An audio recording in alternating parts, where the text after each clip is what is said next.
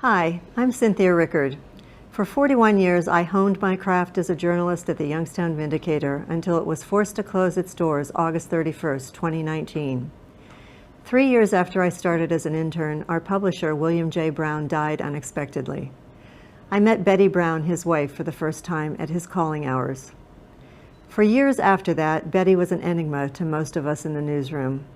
Little did we know, she was spending those years away from the public eye, deferring her need to grieve her husband's loss to hone her own skills in a very small club of female newspaper publishers in order to honor her husband's legacy.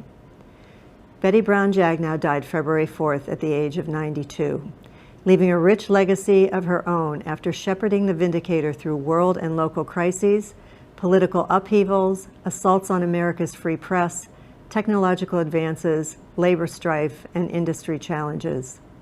And as the years passed, she also learned to overcome her German stoicism and reveal to us her quick wit and concern for her Vindicator family. We, in turn, especially her female workers, grew to recognize how much she taught us about navigating the male-dominated business world. In tribute to her well-lived life, Betty's family members, her son Mark, her sister Emilie, and nephews Skipper and Jeff, and close family friends Alan Claudel and Chuck Price gathered recently for a Zoom podcast to share stories and memories of this Mahoning Valley leading lady with Bertram de Souza and Robert McFerrin, who worked with Betty for decades and became her dear friends. This video tribute can be found on Scribbler Publishing Group's Facebook page and YouTube channel and WFMJ.com. Okay, thank you all for being here. This is customarily, we would usually have a testimonial dinner for a prominent leader of the community. We've all attended those. Unfortunately, we weren't able to have one for Betty after, her retirement because of her health issue. She touched many, many lives in the Mahoning and Shenango valleys and served the community in many capacities, most especially as publisher of the largest newspaper in the region and head of the leading television station. But what we're trying to find out today is who was this lady who was called a trailblazer both as a businesswoman and a community leader. And for that answer, we've assembled the people who knew her best. Her son Mark, who spent virtually every day for 40 plus years with her at the paper. And then joining us from Texas via Zoom are Emilie Foreman, Betty's sister, and Emilie's sons, Skipper and Jeff. And coming to us from Chicago is Chuck Price, who was a lawyer and friend of the owners of the Vindicator for many, many years. And finally, Alan Claudel in Columbus, a friend of Mark's who knew the family, including William Brown and Betty well. So let's start with Mark. We knew your mother through the paper, and we became friends with her.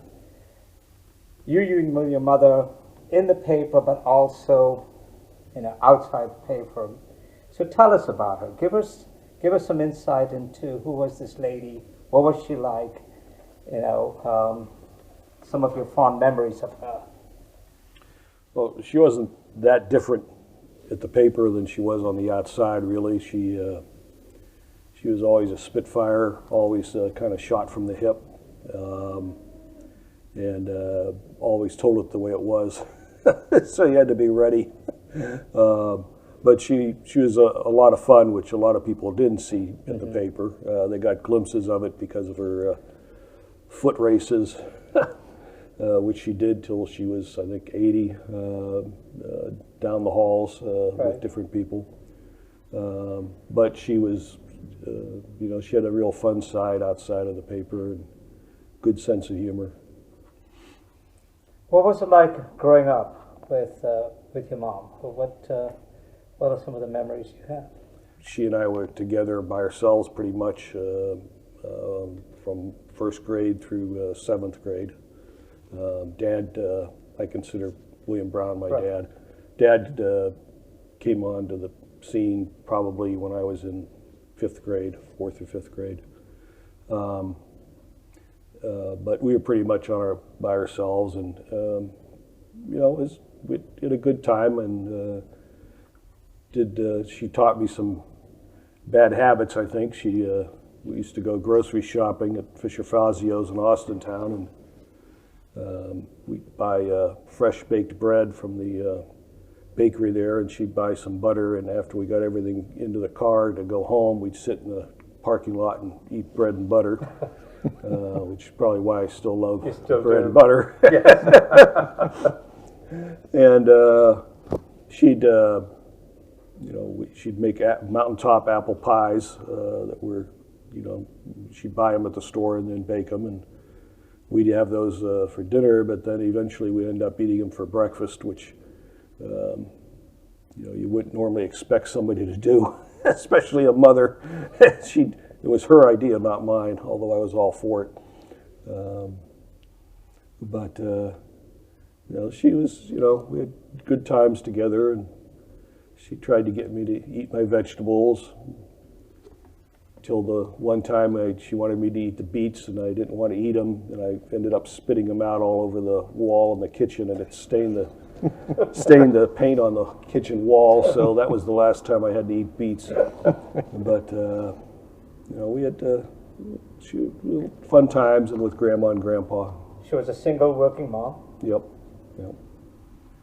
And used to trust me at home when I got a little bit older. When I was younger, I had a babysitter, and in the summers I had a babysitter, but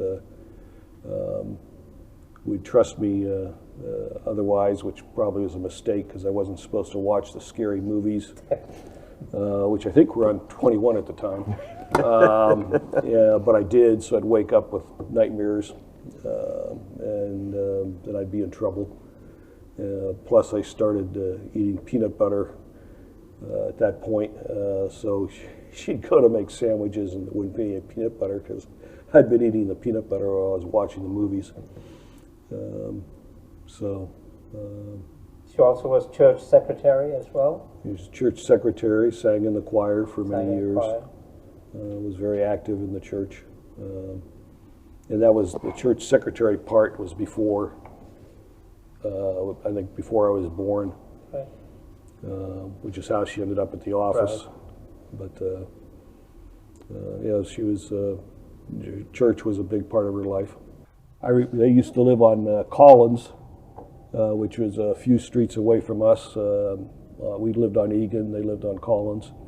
And so we'd get together and visit them quite often. And I just remember being over on Collins playing with the boys when they were older. And going through the pictures was interesting because I didn't remember all the holidays we all spent together, and even later with Dad and everybody.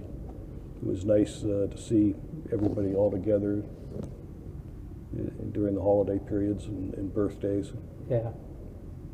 So if either Jeff or Skipper would like to sort of give us some of the memories that you have of Betty and Mark, we'd appreciate that. For me, it's kind of like two phases of memory that I have. I mean, as Mark alluded to, when we were really young, I can remember going over and spending holidays. Really, most of my memory stems from when we'd be at the house at 302, and there was never a shortage of good times and laughter there for sure. But one of the things I remember is playing hide and seek with my brother, and 302 was quite a large place. Mm-hmm. And we learned real quickly that hide and seek wasn't any fun because if you were hiding, it could be a really, really long time, so much so that the seeker would just give up and you wouldn't even know. So it turned out to be not much of a fun game at all. So, and then from there we'd lock each other in the walk-in refrigerator or freezer, which was always a good time. And I also remember feeding the raccoons. Mark, you had some pictures at the service. Yes. Of the bird feeders and the raccoons. I can remember feeding those raccoons broken cookies like they were part of the family. So there's a lot of good memories. It's funny, when you start thinking about this, and we were going through photos at the house, that there's so much you once you saw the photo, you remembered it, but it wasn't kind of in your current memory. So it was a pretty good walk down memory lane. So then, as we moved on, we moved to Texas, and I can remember, as I got older, when I had kids, that that Aunt Betty would send them books. She'd get books through, you know, the publisher or whatever, and so in our house she was referred to as the book lady. So we'd get home and there'd be a package of books and the kids could read books, and so you know, as time went by, it's funny how it evolved, you know, of what you remember. So. Was she always fun? Because when towards the later years, when she would spend time, go on vacation, spend vacations with you and the family, with your mom and the family, she talked about how much fun you all had and how much laughter there'd be. Was it always like that with her? Was she the kind who sort of initiated a lot of laughter and fun? Well, for sure, right? I mean, I think, and Skip said it earlier, you know, we don't take a whole lot real serious. And so she, you know, there was never a shortage of good times. I think, you know, there's a lot of laughter that happens. I mean, that's pretty much what it was when we all got together as a family. It was just, you know, constant laughter and good time. You know, dancing on the table when you're in your 60s at a wedding, you know, things like that. So yeah, it was definitely always a good time. You know, for us, Yeah. we weren't there every day, so we didn't see all the day-to-day stuff. For us, it was always an event, right? So there was always either a holiday associated with it, or we were going from Wadsworth to Youngstown for the day to visit, you know, the whole crew in Youngstown, and it just always turned into an event. It was never just go visit and hang out. Mm-hmm. Something always ended up coming up while we were doing it. And you know, I mean, she, like Mark said, she was a spitfire and she could dish stuff out, but she loved it when you gave it back to her too. Yeah. And so there was never any time that anybody couldn't jab back at her when she was jabbing at you. And that made it even more fun, right? Because you could have this exchange back and forth.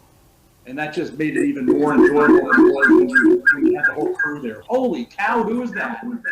That's me. Emily. Hi, Emily.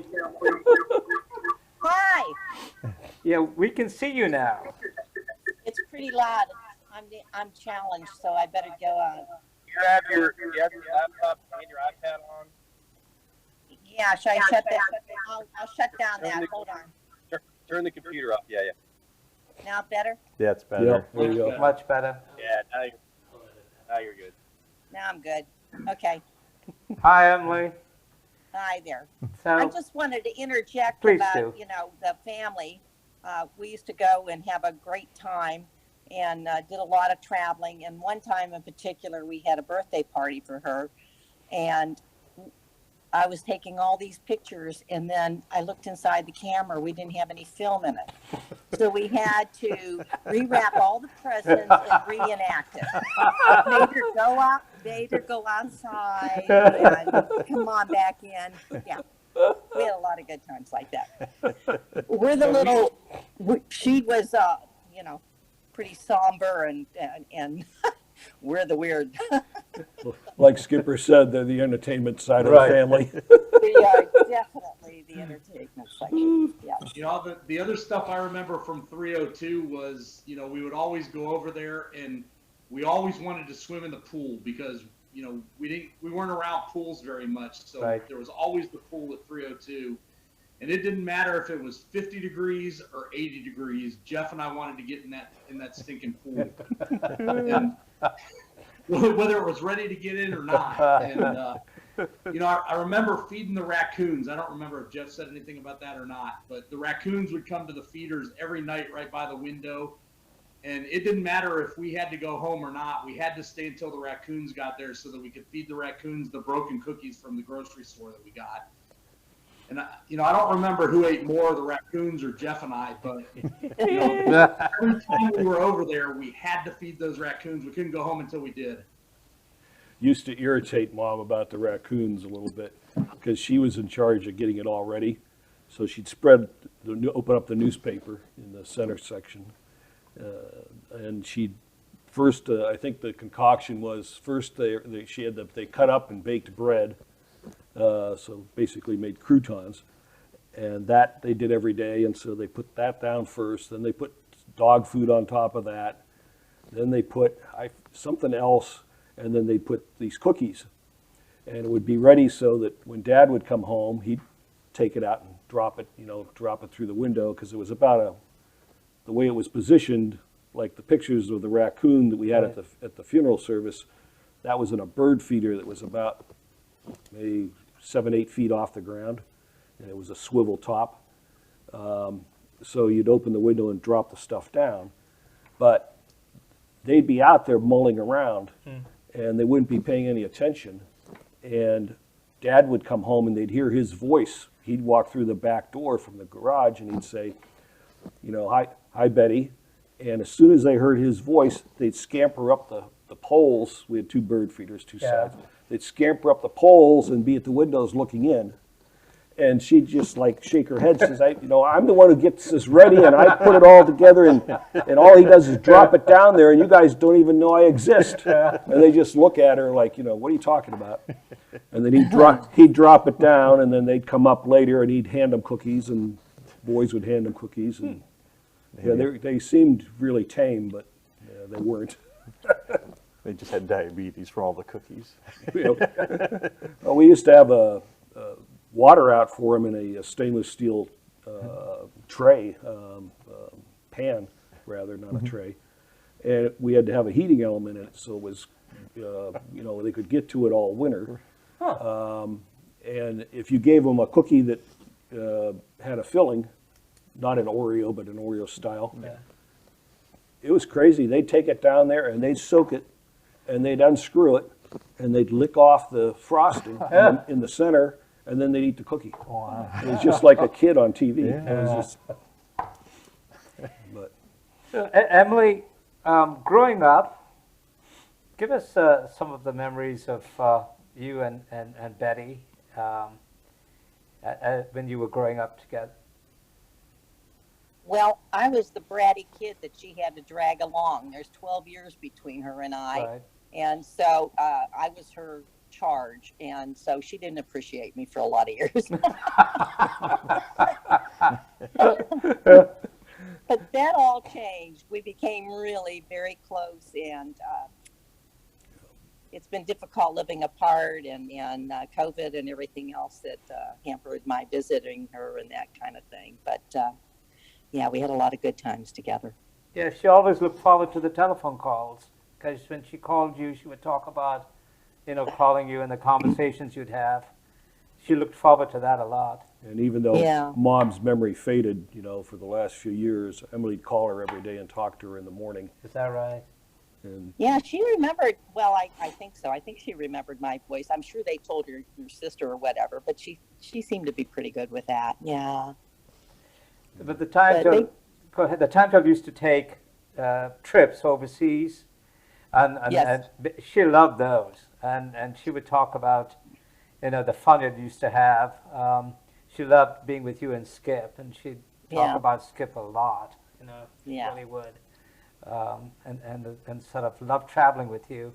I think what the last one you all did was it Alaska? Was that the cruise? We did Alaska too, but I think her fondest memory might have been the train ride from Vienna to Paris. And then we went to Salzburg, and that's wrong. We were at Salzburg, and we picked up the train there, and we took wine and cheese, and that's what we ate. That's what we did on the train. Wow. I was just going to say, when we were going through the pictures, I ran into those pictures of you guys on the train and had a big spread of food and a bottle of wine. Yeah, we brought bread and wine and cheese, and that's what we ate on the train ride to Paris. Yeah. How else are you going to make that long of a train ride? Exactly. Yeah, for sure, because it's a long ride. You're right about that. Forget about the bread and cheese. It's the wine that counts, right? Undoubtedly. I guess I must take different train rides, because the last train I was on, I got like a Hot Pocket and a Budweiser. We'd like to bring Chuck Price in, and Chuck has been associated part of this family going back to the 70s.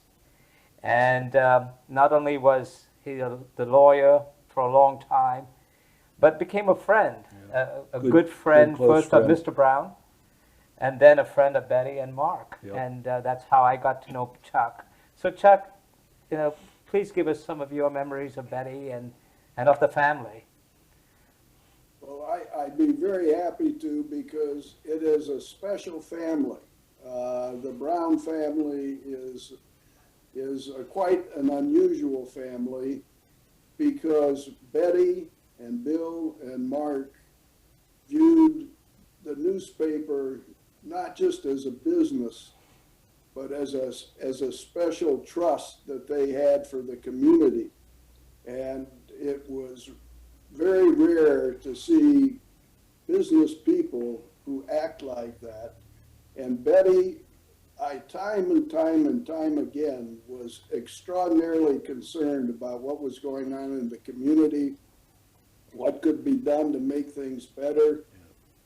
She spent hours going over editorials. She loved, I think Bert mentioned it earlier, she loved to sit in on all the interviews with all the politicians to see who was going to be endorsed.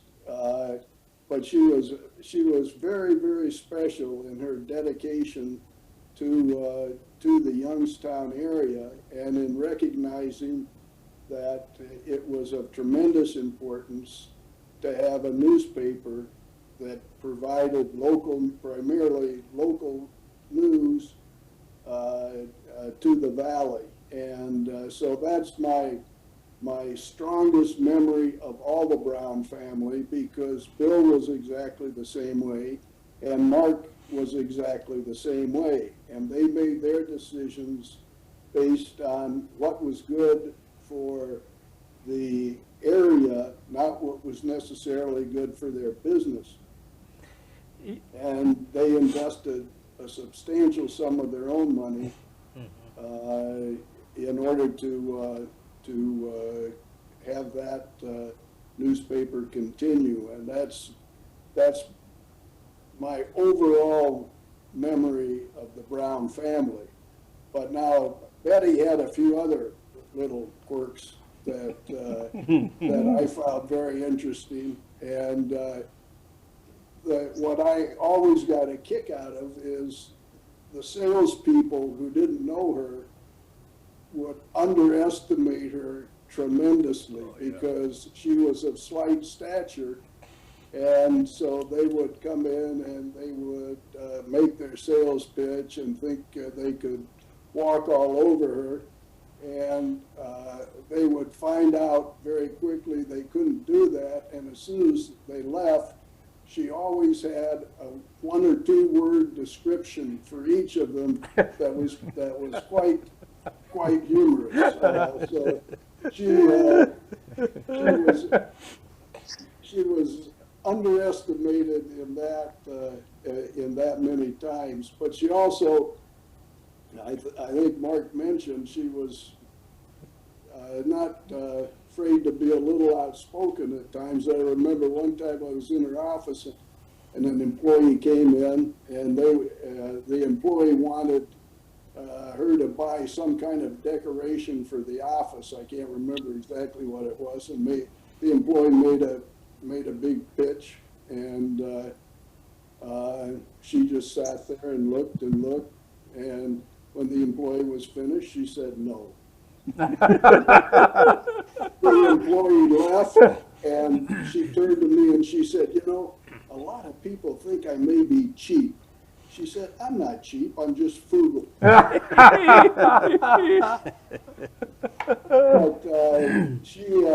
she was also a lifesaver for me. At one time, people talked about 302.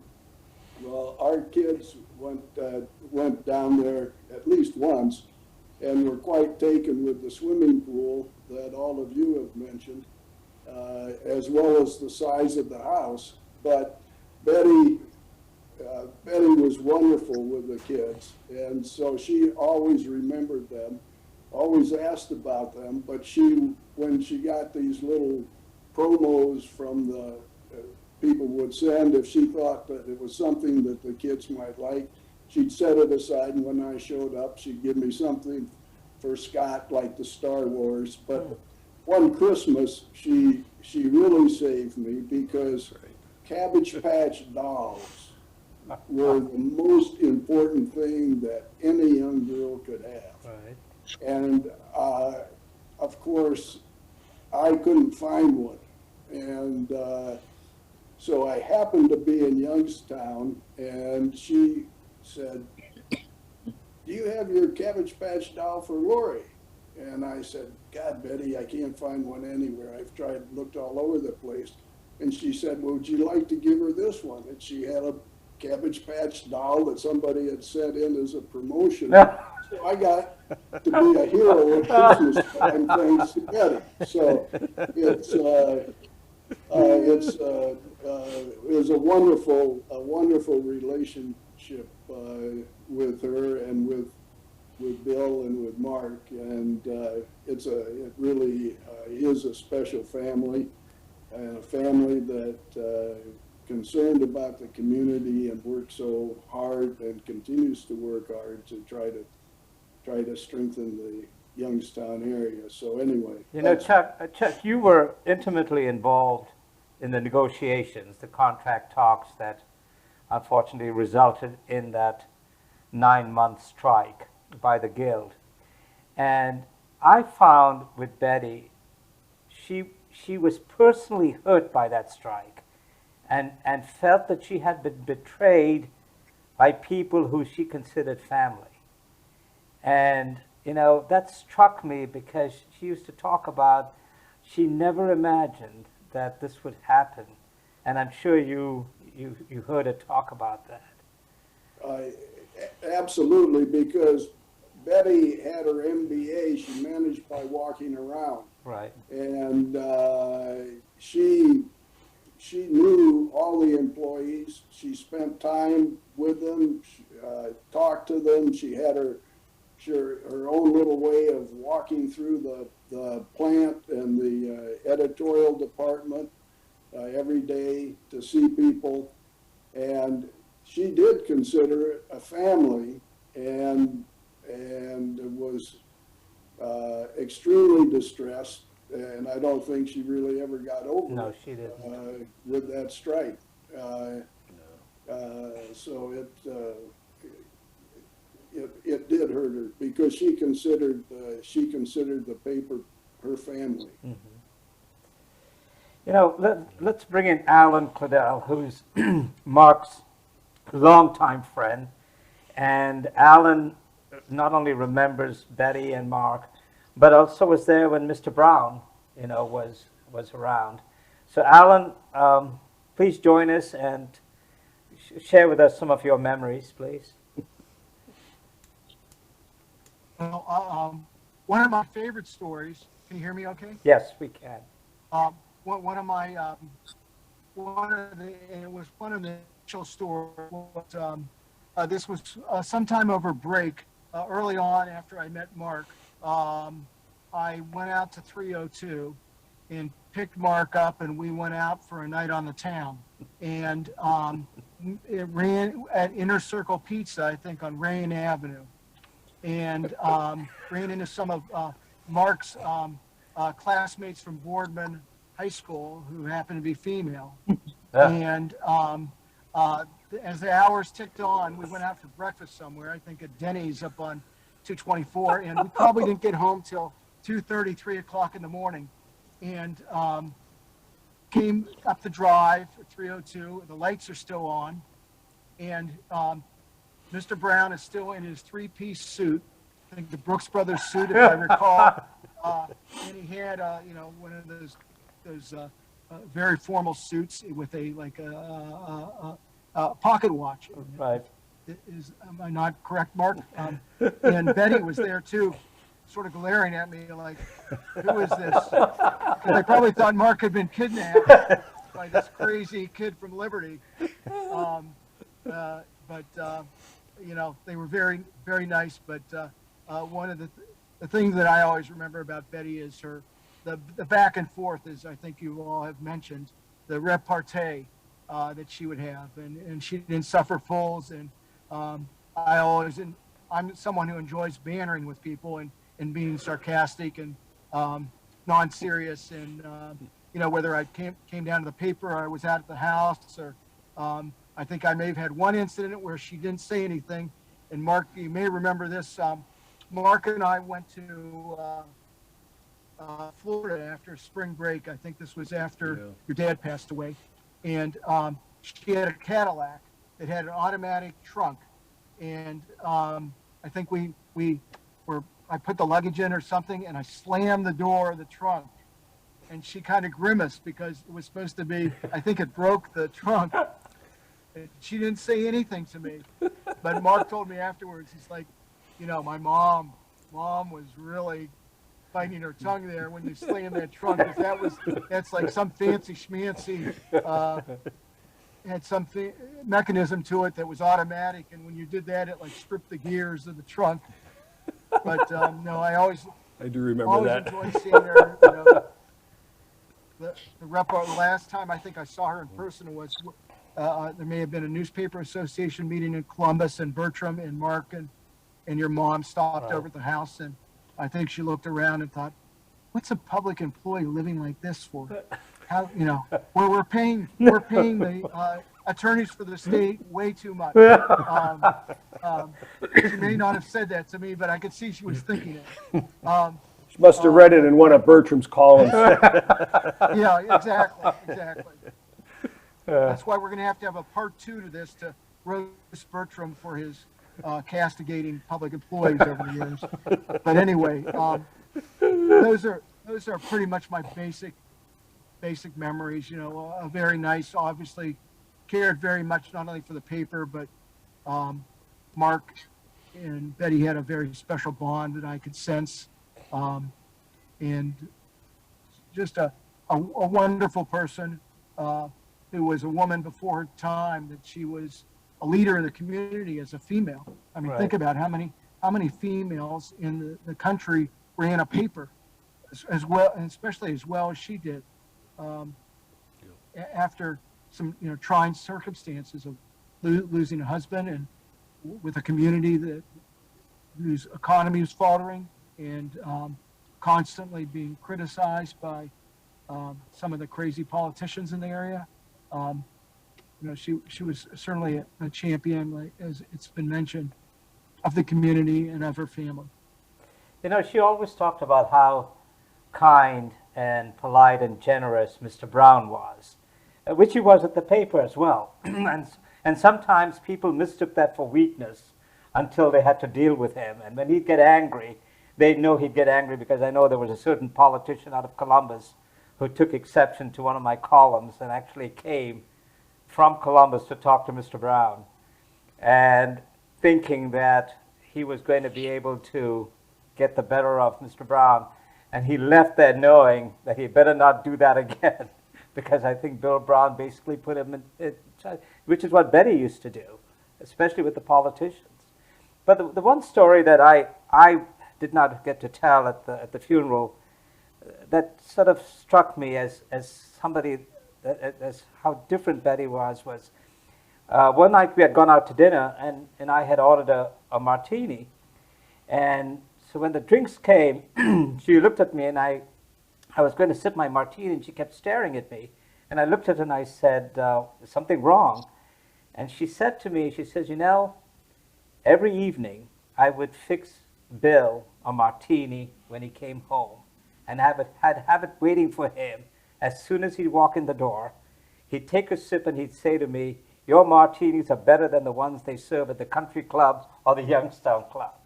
And she just loved that story, because it just sort of explained and sort of demonstrated the relationship they had, and which was very touching, I thought. So, Emilie, could you tell us about Bill and Betty and that relationship, what it was like? They had a wonderful relationship. They really did. They just were synchronized, and it just worked wonderful for them. They were just so happy, and I know her heart broke when he passed Yes. away so early.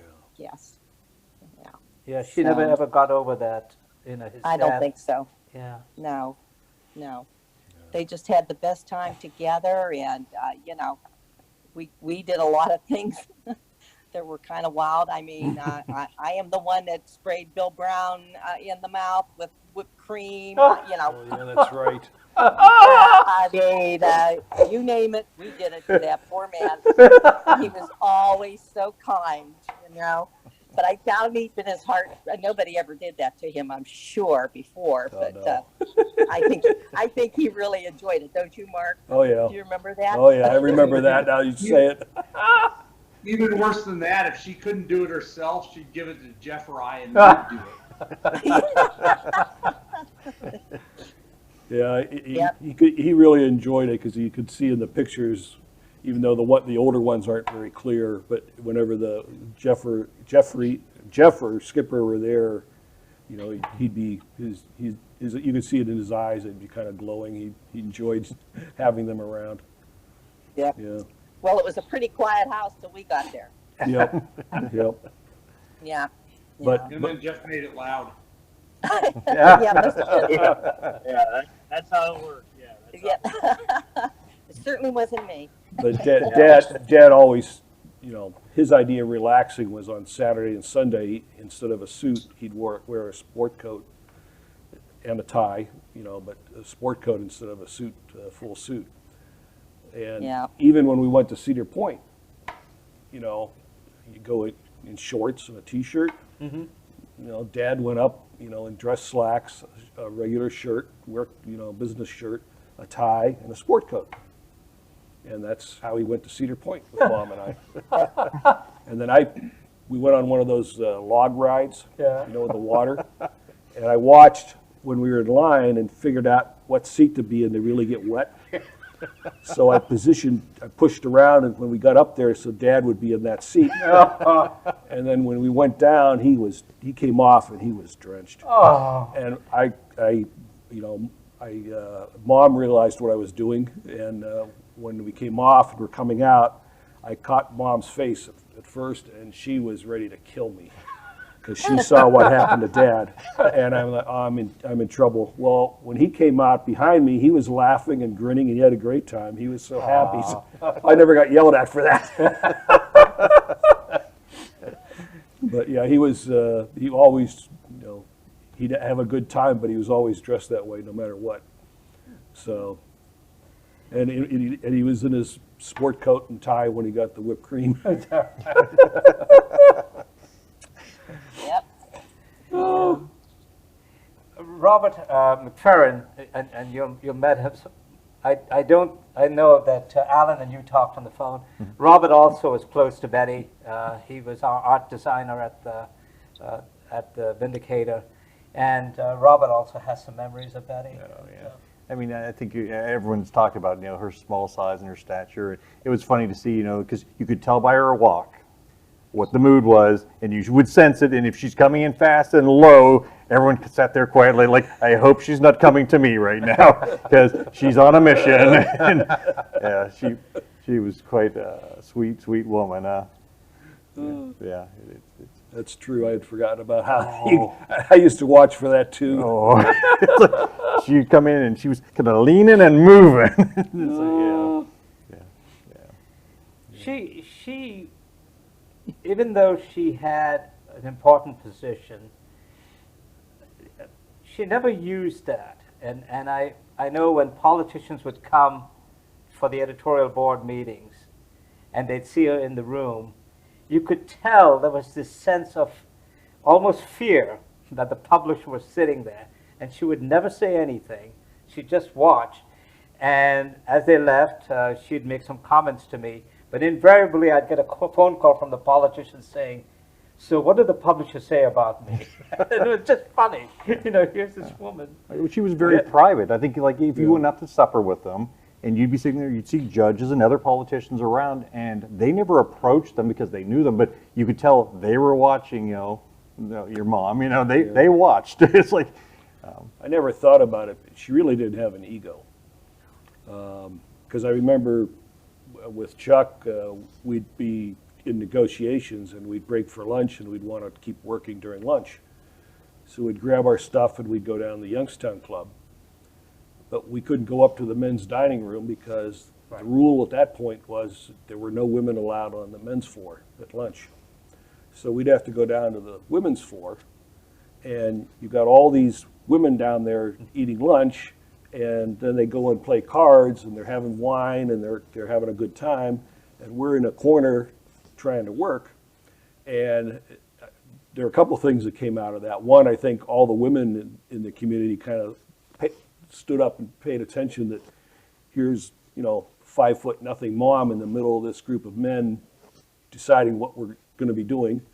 I noticed they talked to her afterwards, and they were always, very impressed that she was in the middle of this.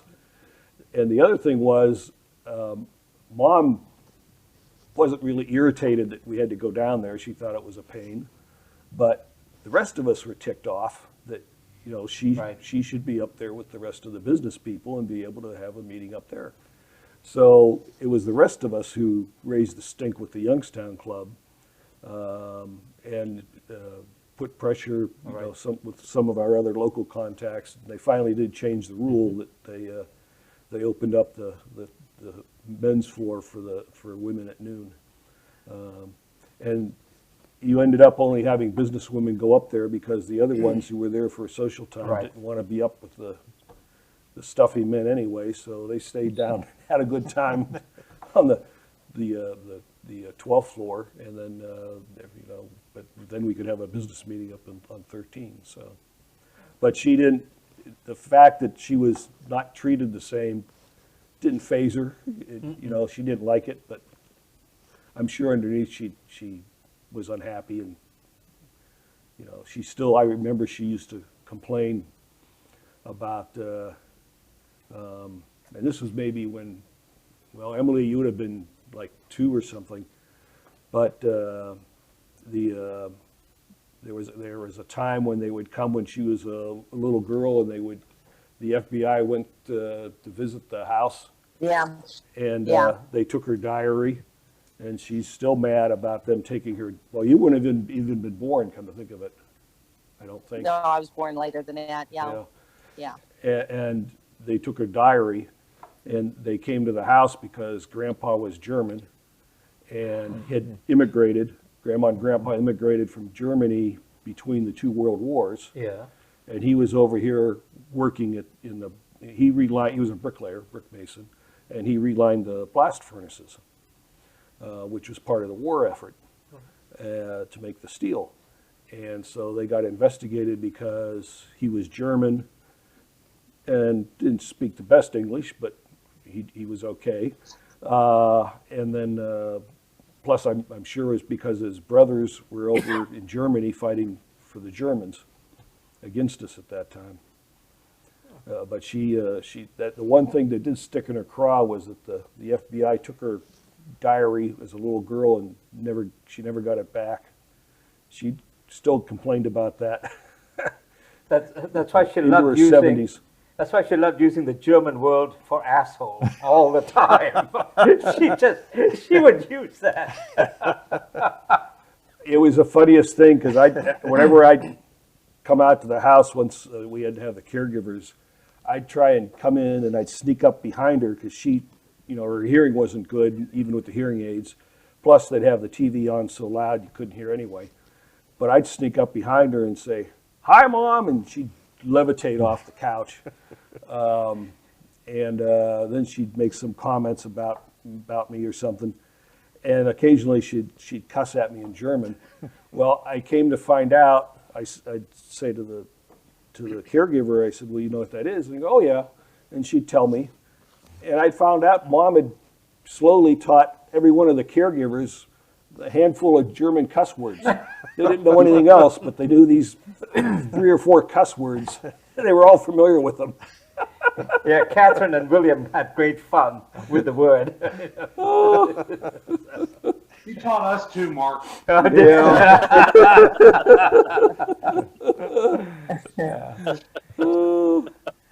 Well, But she loved her ice cream till the end. Yes. And that was the one thing she'd always eat. If she refused to eat anything, you say, "Well, do you want ice cream?" "Oh, sure." And we used to go, especially when Dad was alive, and I think Chuck was along on those trips to go out to Handel's to get ice cream periodically.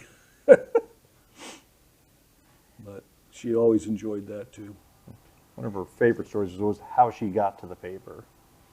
Oh. Yeah, you want me to tell that story? Oh, please. Well, she was working at GF, General Fireproofing, which is where most of all our furniture at the paper came from at one time. And Dr. Lumen, the minister at Pilgrim Collegiate, brought her down because she was working as a church secretary then, and brought her down to the paper one day, and she says, "Where are we going?" And he said, "Well, we're going down to the paper because, and she says, "Why?" He says, "I want you to meet these people. I think you ought to work there." And she says, "I don't want to work there. I'm happy where I'm at." And he goes, "Well, I want you to work there." And she says she got very mouthy and yelled and screamed all the way down. And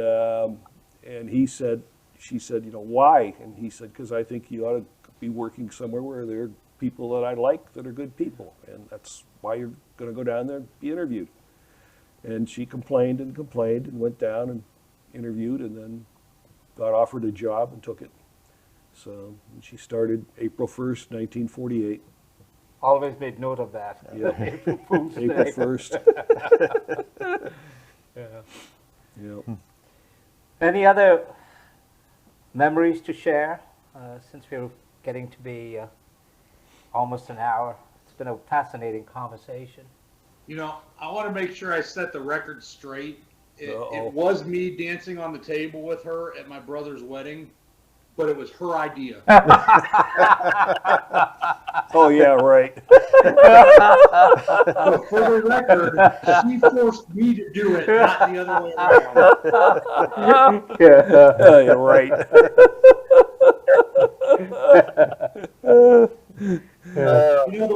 The one thing that I wish that I didn't get to have happen that I really wish that I could is my kids didn't get a real chance to really get to know her. Rachel was born when we were up in New York, and we made several trips with Rachel over to see Betty. And but she was, we left New York when she was 1, so she was still like less than 1. And I just wish my kids had a chance to get to know her a little bit better over the times, because I think it would have made a huge impact on their life, and they just didn't get to know her very well. Right. Yeah, that would have been much better.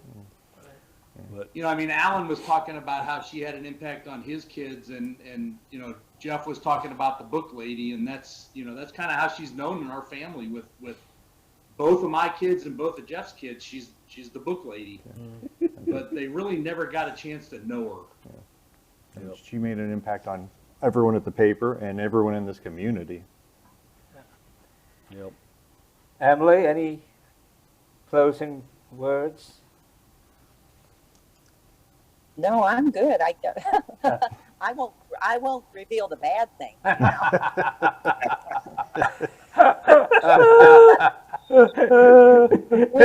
had a lot of good times, a lot of good laughs, and I miss that. Yeah. I miss her laugh. I miss her laugh. Yeah.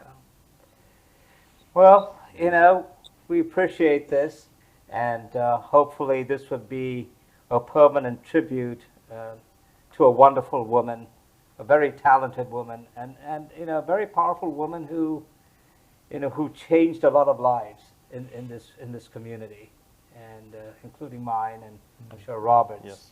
So we appreciate all of you joining us. Thank you again. It was a wonderful hour. Thank you. Thank you. Thank you very Have much. a good evening, everybody. Good evening. Good to see everybody. Goodbye. Bye. Bye-bye. Especially you, Jeff. Yeah. I'm glad we didn't have to look at him. Take care, Skipper. Nice seeing you. Oh my, what can I say? Take Bye, care. everybody. Take Chuck, care, nice Chuck. seeing you again. Take Hope care, you Chuck. talk. Bye-bye. Bye-bye, Skipper. Bye. They're a ton of fun. Yeah, all we used to do is laugh. Oh, your mom would have loved it.